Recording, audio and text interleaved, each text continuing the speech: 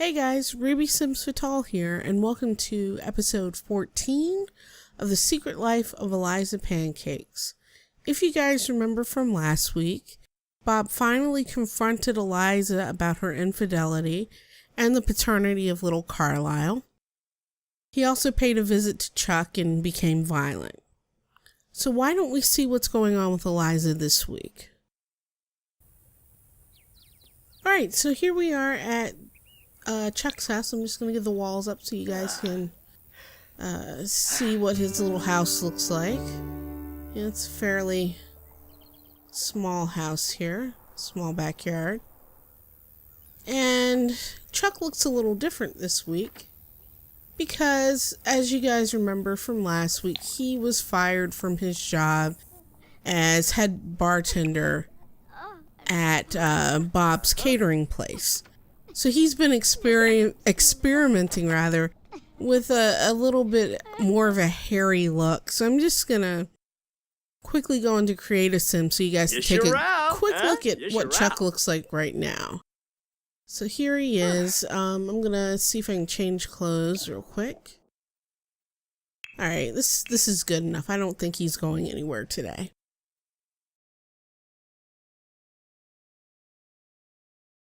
Alright, so Eliza's still feeling pretty sad about the divorce, and she's in bed crying it out. But Chuck is rather excited to be a father officially now and in public. He's going to invite his mother and father over.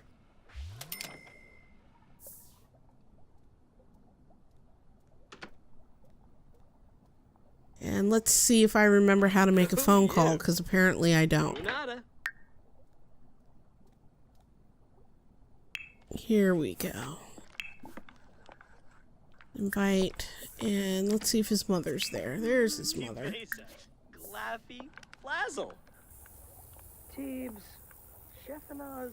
believe, just make sure the baby is asleep. Yep, he's sleeping. Okay. Zoom out. Alright, so it says that Carlyle's already here. Carlyle Sr., rather. I don't see him. Let's see. Maybe it's not at the front door. I don't know, guys. I think that's him. Way back there. I don't think being that far back counts as already here, EA. Come on. Speed it up.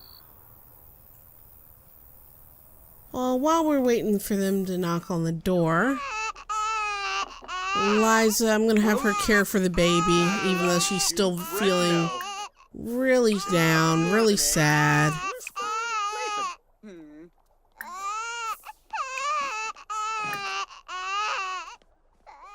In fact, she's so sad that she wants to call the sadness hotline, which I'm guessing is about the equivalent of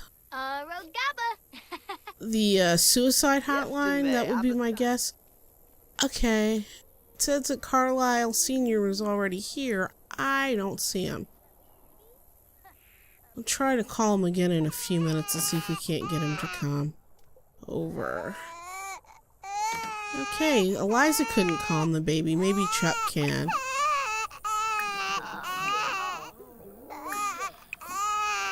Come on. I know you're not happy living in this little house, baby, but you know, it's not the end of the world, little guy. That is so strange. Alright, I'm gonna try to see if we can't call Carlyle Sr. and Chuck's mother, Raquel, over.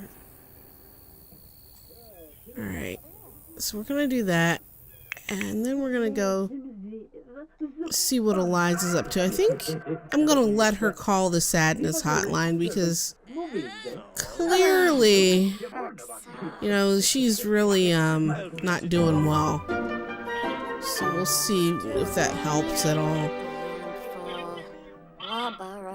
She's talking about my marriage is over. I don't have a career. I'm living in a small house with a man that I kind of sort of know, even though he's the father of my child. Okay, there's Chuck's dad. Go ahead and invite him in, Eliza. Then you've got to, get dressed because you're not making a good impression at all.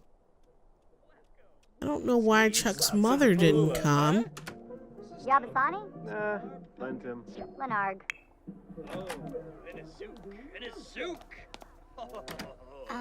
So, Eliza's gonna quickly get showered. It looks like Chuck was able to calm the baby down. So while Eliza's in the shower, Chuck is gonna talk to his dad.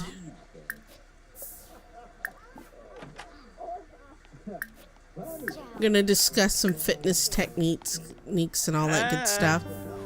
Oh, that didn't go too well. I think I might have clicked something insulting instead of something nice, which is unfortunate. He's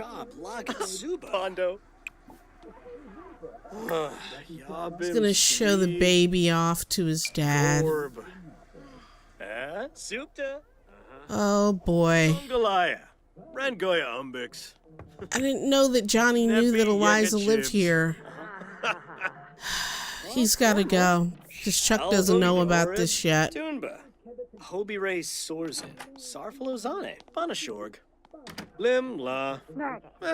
I know you only came by to say hi, but you gotta go.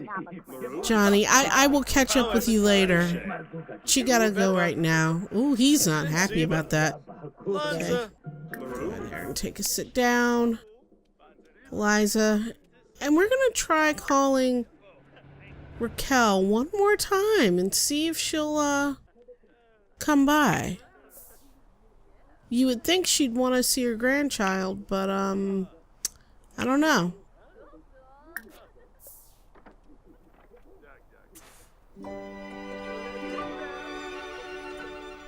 And it looks like Carlyle, is he leaving? Carlyle Sr.? She's busy right now. You're too busy. Too busy to see her grandchild. Okay. And I still have not figured out how to set a nursery up so that you can actually show off a baby.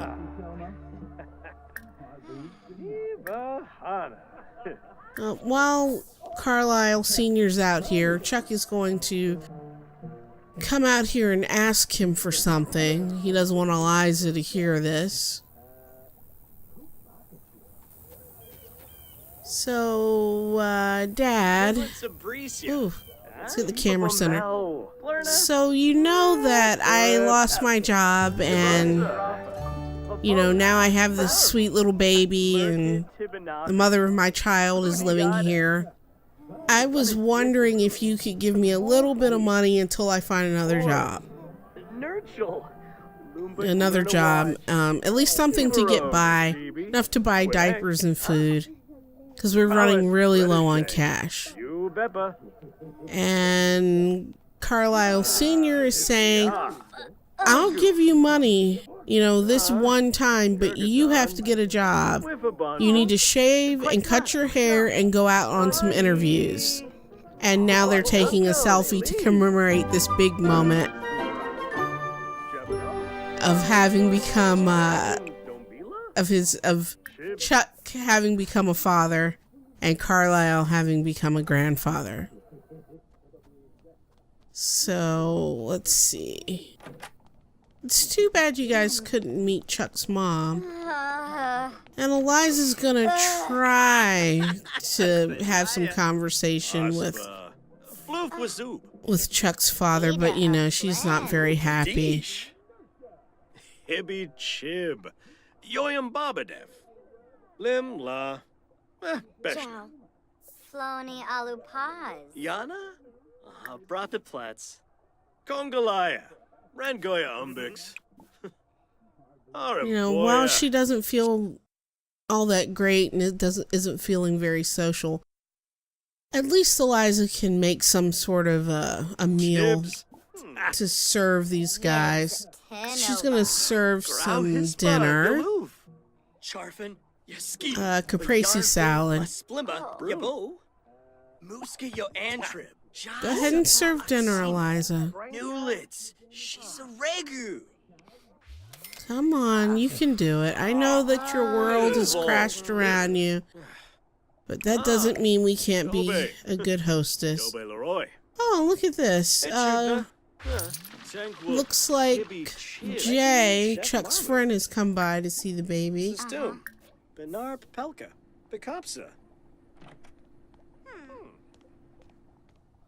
So this is Jay.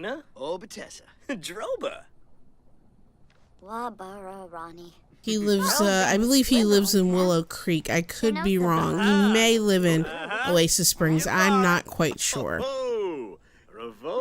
Alright, so Eliza, let's get that dinner prepared. And Chuck, why don't you call your mom again and see if you can get her to come by here.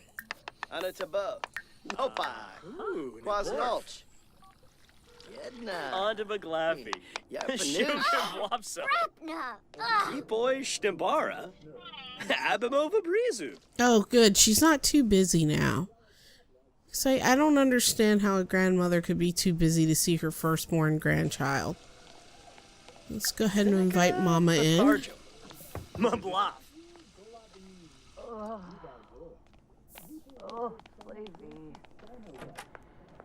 So she's in. And her name, as I said earlier, is Raquel. And I believe Eliza has served dinner. Eliza, you gotta at least call people to meal before you go to bed. And Chuck's gonna take care of it because she's just so miserable. I mean, she didn't... I think that she's realizing that she loved Bob a little bit more than she thought she did because she's been absolutely miserable. She's just been sleeping. She hasn't really been able to take care of little Carlyle as well as she should. And Chuck, luckily, is really, picking up the slack here. But, the time is fast approaching that he has to get a job because they only have $5,570 to their shared resources. So, there's that. But, it looks like he's having a nice meal with his mom. And Raquel is happy to have a baby. Happy to have a grandson. But she's a little bit concerned that Chuck went and impregnated a pregnant woman. She's a little bit disappointed about that. So, she's happy, but she's not as happy as she could be. And then she's also a little bit irritated because this kid is 7, 8, 9, 10 months old. And she's just now finding out that she's a grandmother. That's kind of messed up. What a fob! But she's saying, I'm willing to babysit and I can't wait to get to know Eliza, and are you guys serious? And Chuck doesn't want to answer any of those questions, and it looks like the baby is crying again. I'm not sure what's going on with him. But it looks like it's Grandpa Carlyle to the rescue. Oh, well, maybe not. Maybe he's just saying he's dirty. Okay, it looks like he's gonna do it. And there's Grandma looking on. Let's see if Grandma will do anything for the baby. I really wish that EA would add official locked doors to this game. Oh, he's dirty. He's smelly. That's why he doesn't want... That's why he's crying. Go ahead and get him cleaned up.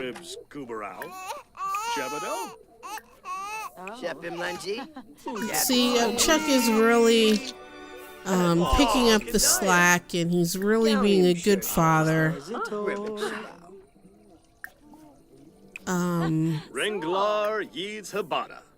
But yeah, it would be nice if EA would add locked doors so that you don't have random Sims just plopping into your room and sitting on your bed. So, while everybody's cooing over the baby. Eliza's excusing herself to go for a walk. And she's gonna go and talk to Johnny and let him know what the deal is, like what the truth is, like who the father of her son is, and why she's living in this little house in Oasis Springs. Now, where can we go? I guess we'll go over to the Heartbreak Hotel. I think that'll be okay.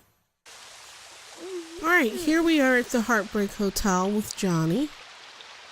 And let's see, hopefully they'll actually walk together and not be weird. And look who's here to just rub things in. Good old Norma, who doesn't look very happy.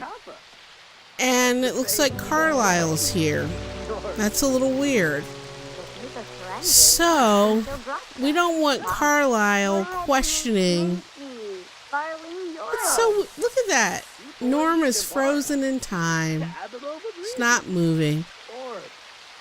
So, since Carlyle just breezed past us and didn't notice us, I think the safest course of action would just be to probably go to Johnny's house and have this chat with him. Alright, so here we are at the Landgrab Mansion, and it looks like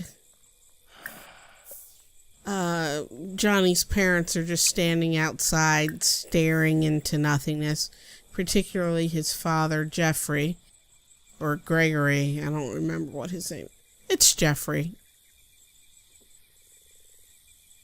Eliza's still feeling pretty badly. Let's see if she's gonna sit down and have this chat with Johnny. Let's see.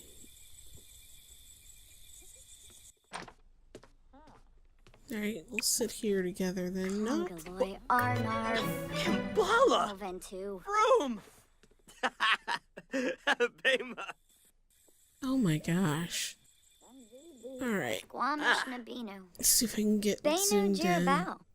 Sawada Beamy. Neeb. Nasine Pafarbal. Orbatani. Essenoi. Flarib. Mesplima. So, she's telling him, Bob isn't the father of my child. We've gotten a divorce. And Chuck Senzo is my baby's father. And Johnny's basically saying, well, you know, none of that really matters to me. And if you want, you and the baby, we can get a place together. And, you know, I'd be happy to raise him and everything. Eliza says, well, you know, that's really sweet, but I have to... What the heck is going on? Okay, that was weird. It went into ultra time. Yeah, I have to, for the sake of my son, you know, work it out, try to work it out with his biological father. Shoo, Freem. Oh, Brinka. But, you know, you're really sweet and everything. And thank you for letting me cry on your shoulder. Oh, Bemvoy! And he's saying, well, you know, I'll always be around. You know, you need anything, call me. Merkid Tibanahu. Funiata. And... Melanie. She said thank you. Ooh, she put him down. Okay, let's get out of here. Yeah, before we mess their relationship up too much. Yogs. She's just too sad. I mean, look at that. Too sad, too sad, too sad. Do a try to flirt, I guess. Oh, just in a branch. Rangoya. Ooh. Burl. All right, so now we haven't left on a negative note, which is, always important. There goes Malcolm. There's Nancy. Let's see. She's still just really miserable over this whole thing. Which I guess is about right. You were married to somebody for 3 years and then it ends in a flurry of insults and fire. I guess that would be about right.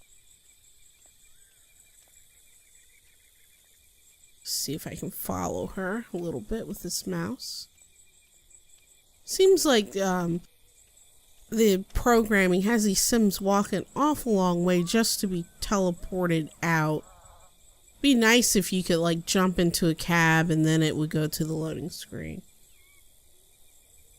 Alright, so just gonna try crying it out. Let's see where Chuck is. Oh, he's using the toilet. Everybody else is left. And I'm gonna send Chuck to bed as well. Oh, and Flora. I think before we send Chuck to bed, his father told him to shave and get a haircut. So why don't we go ahead and shave him, Storm a flame. get a haircut, and then maybe next week he can look for a job. Rainick. Ooh, Frump. I'm going to kind of miss this, I don't know what look you would call it, lumberjack or whatever look you want to call it. I'm gonna miss it because he's actually kind of cute with the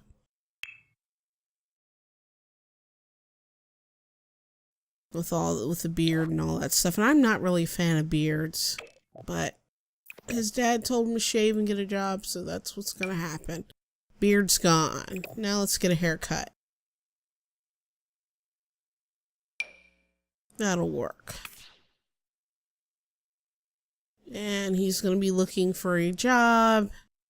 So unfortunately, the earrings have got to go too. And this is the new Chuck Sinzo.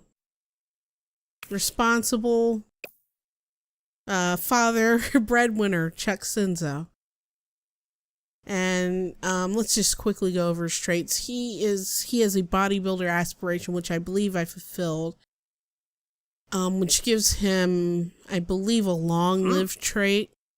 He's active, he's a hothead, and he's a bro. So this should be interesting as we move forward in our story. As Eliza prepares for bed, and Chuck tries to be understanding. And fill in the gaps with the baby as he cares for the baby. I think this is a good ending point.